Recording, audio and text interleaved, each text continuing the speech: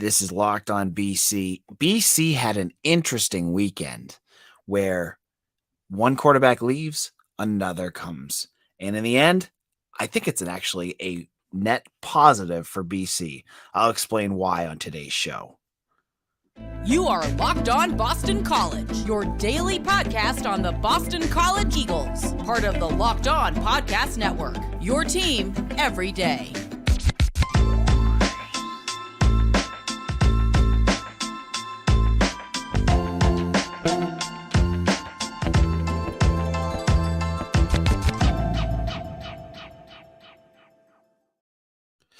Locked on BC, AJ Black. Today's episode is brought to you by FanDuel Sportsbook, the official sportsbook of Locked On. Make every moment more. Visit FanDuel.com/LockedOn today to get started. All right. Big weekend for BC and a number of different things. And believe me, I will get to women's lacrosse today. I'm not the guy that's going to not talk about it. But we got to talk quarterback situation here because there was a lot of changes that went on this weekend with the quarterback depth chart, with some going out, some coming in, and we're going to talk about what those moves were. It all started on Saturday. Well, started on Friday.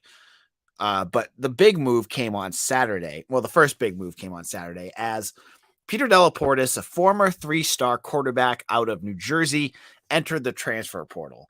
Now, this isn't news that was all that surprising.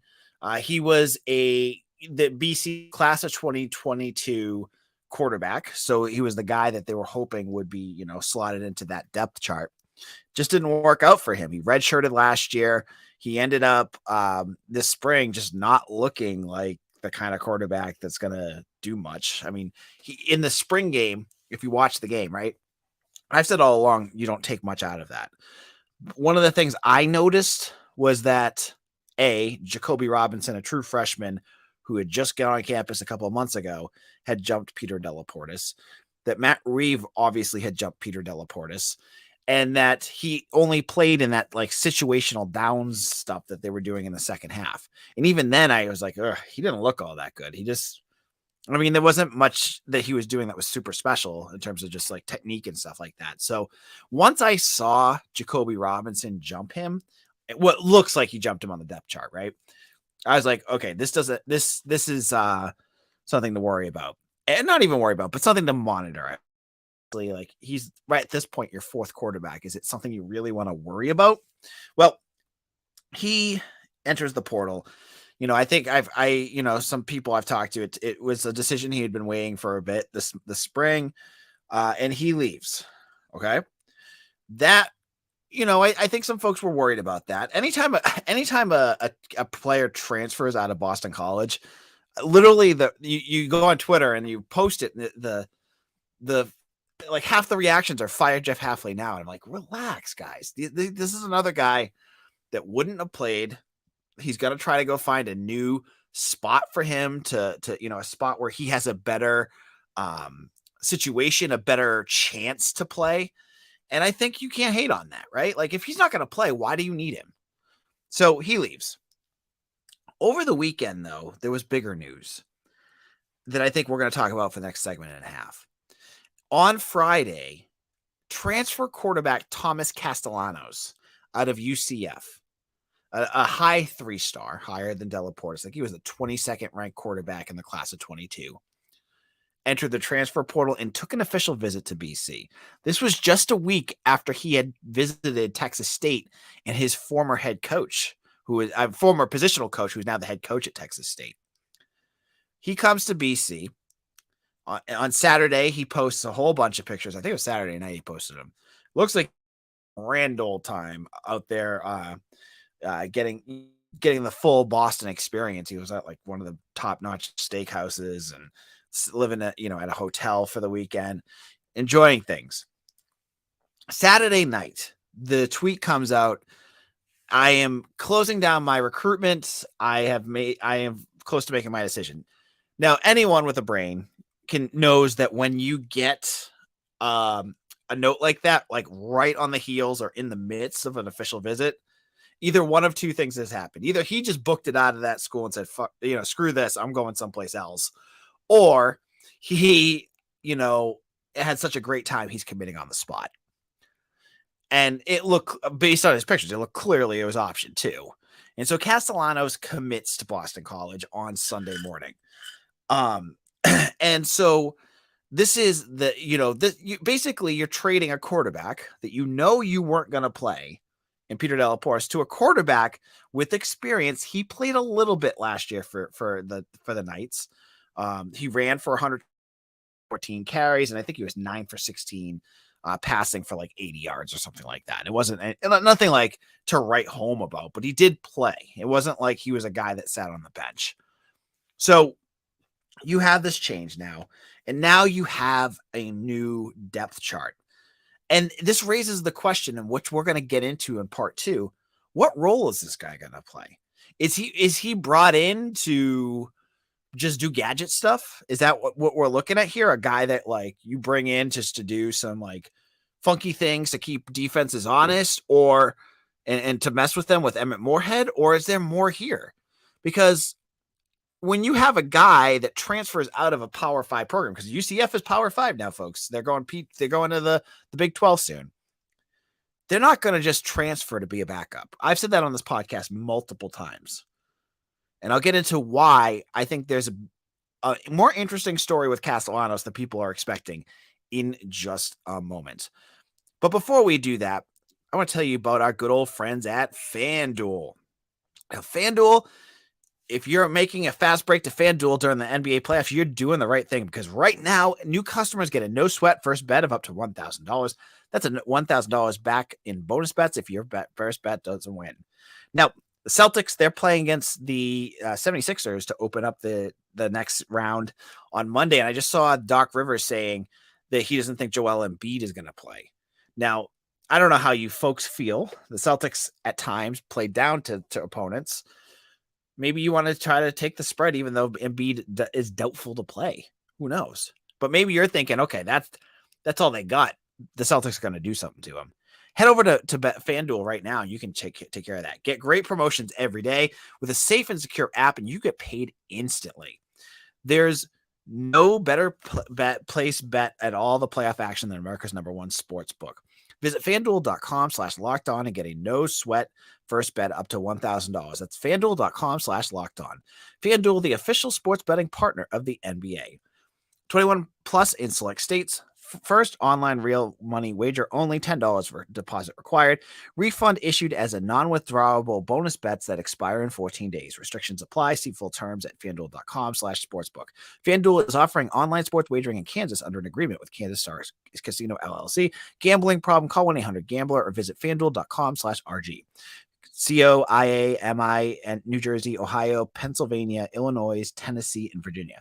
1-800-NEXT-STEP or text NEXT STEP to 53342 in Arizona. 1-888-789-777 or visit ccpg.org/chat in Connecticut. 1-800-9 with IT in Indiana. 1-800-522-470 or visit KS Gambling Help in Kansas. 1-877-770-stop in LA. gamblinghelplinemass.org or 1-800-327-5050 or 24/7 support in MA. Visit mdgamblinghelp.org in Maryland. 1-877-8-HOPE-NY or HOPE-NY in New York, or 1-800-522-4700 Wyoming, or visit www.1800gambler.net in West Virginia. Whew. All right, Locked On BC here. This is AJ Black. So let's chat here. Let's chat. We're talking about this new quarterback that Boston College brought in. And after listening to me read a 30-minute disclaimer there, we are now looking at some changes here for the Eagles. And what we're looking at is a quarterback who doesn't fit the profile of a lot of the quarterbacks that we have seen come in under Jeff Hafley. You know, every quarterback that we've seen, whether it's Matt Reeve, Reevy, I always call him Reeve, Reevy, Peter Delaporte, and Jacoby Robinson. These guys are all 6'3", I think, or plus. Thomas Castellanos is like 6 feet. He's 5'11", 6 feet tall. Much smaller, much more mobile, though. And I think that's a big thing, right? I think one of the big knocks on Emmett Moorhead is that he isn't very mobile. Will he but what does this mean? As I said, I kind of alluded to, will he just be a gadget quarterback or will there be more? I have to say, given what I know and what I've heard and talking to folks, that this isn't a guy that's brought in to be the backup. All right, folks. Then Thomas Castellanos would never have come here just to be a backup. He wanted a chance to start. And so the simple answer is he's going to get a chance to start. Now, Jeff Hafley at Boston College has said every single year that every position is up for grabs and that it's going to go to the best guy that earns that playing spot. And a lot of times, to add on to things that he said last year, they didn't have guys that could battle for those spots. But now you have a quarterback position where you have some competition, and that's fine. And I'm not going to get into a quarterback controversy here or anything like that.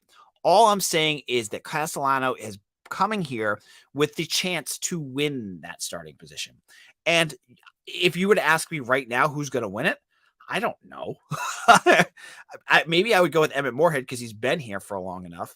But this is good in any way you put it, because you're bringing in a quarterback that has experience.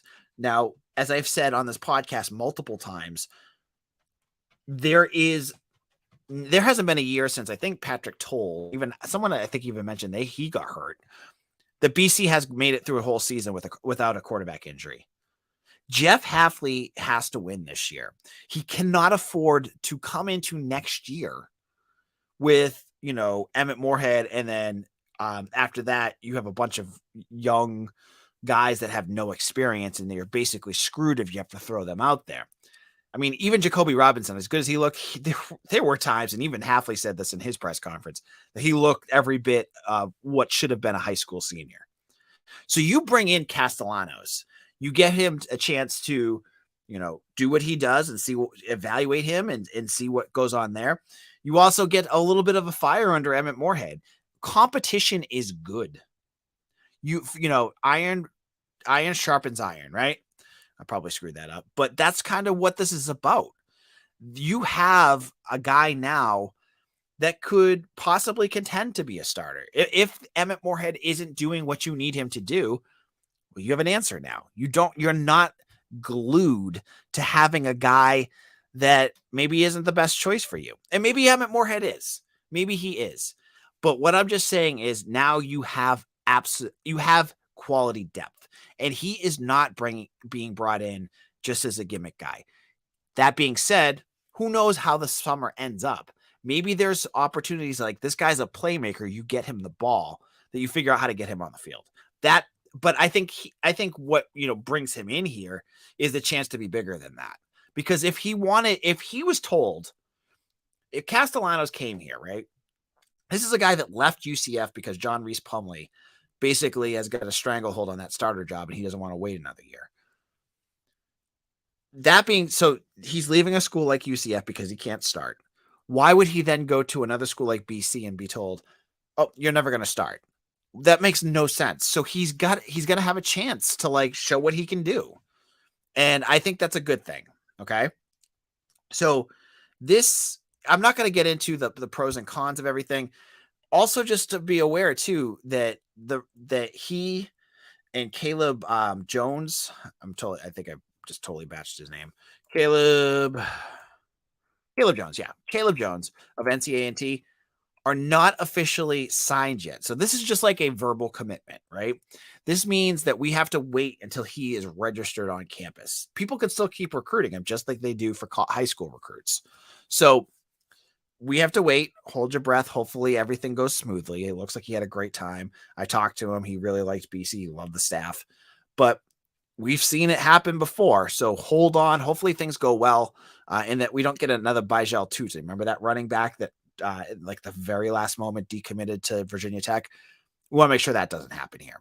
And so I think, this guy has a lot of connections to BC. He loves Darryl White, who has a connection to to UCF. He played with Ryan O'Keefe, and I know that I was talking to him. He's very close to Ryan O'Keefe, and he loves Steve Shimko and Jeff Hafley. So there's a lot going on here that is in BC's favor to keep this commitment solid.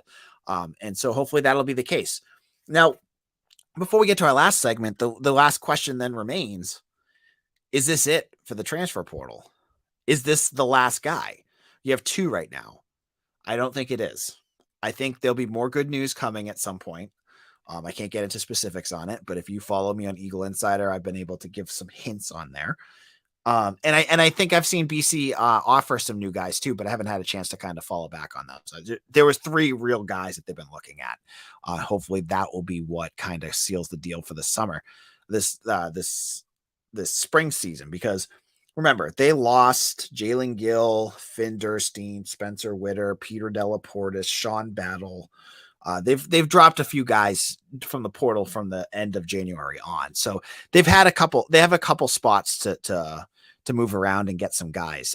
I know when I talked to the staff, I asked them, I said, are you up against it in scholarships? And they said no.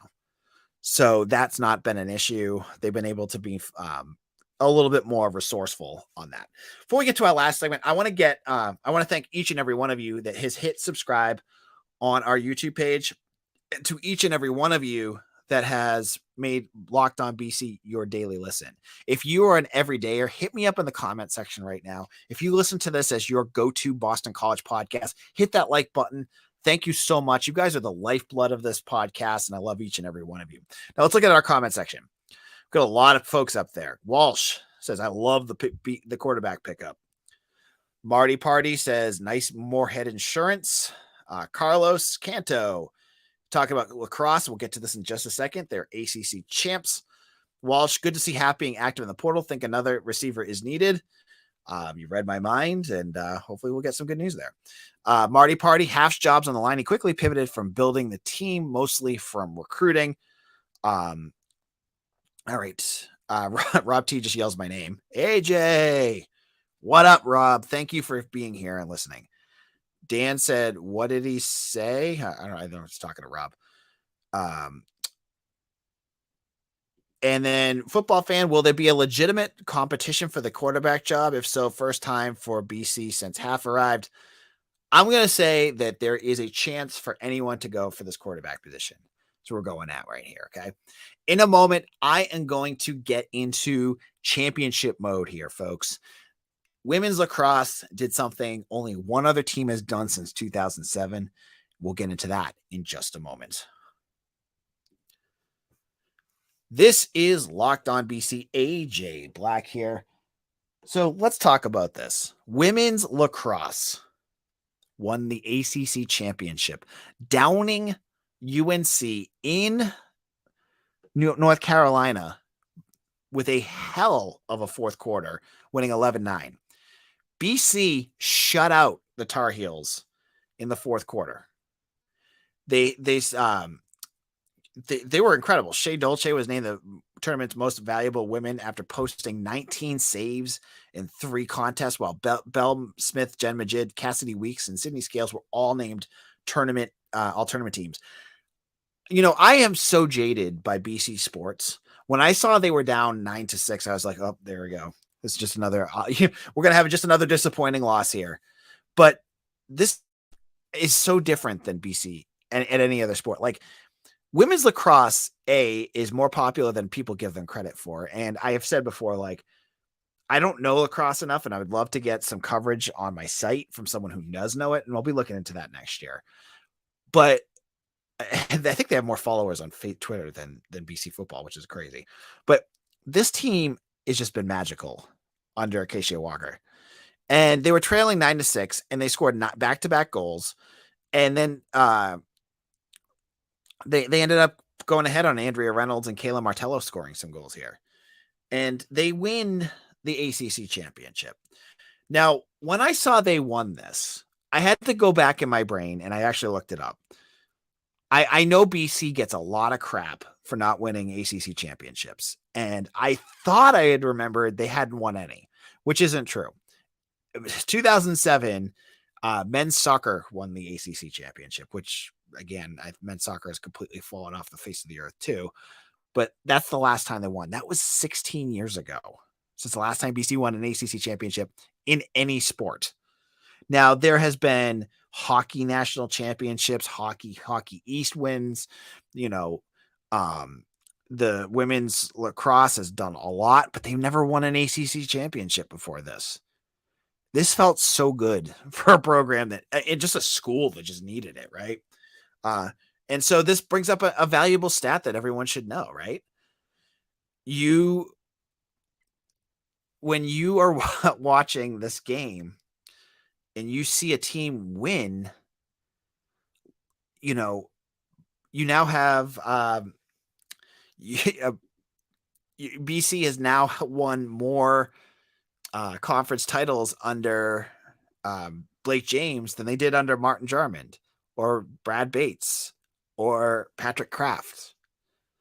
All of those guys, they've won more conference titles than they did under any of those guys combined. It's just crazy. Christian Mahogany is back in our comment section. I love this guy.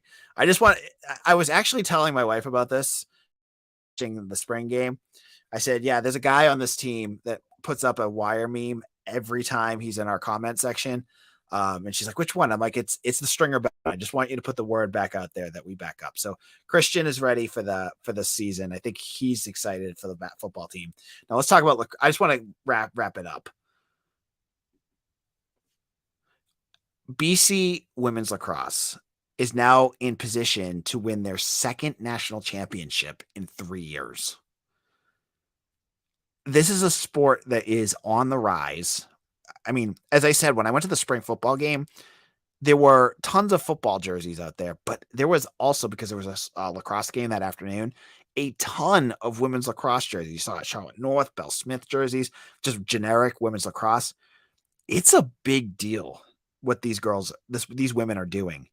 They're doing it at such an elite level. They have become the blue bloods of women's lacrosse. Like, this is a team that just a couple years ago was still behind the Syracuses and North Carolinas. And what have they done in the last 2 years? They vanquished Syracuse. They vanquished UNC.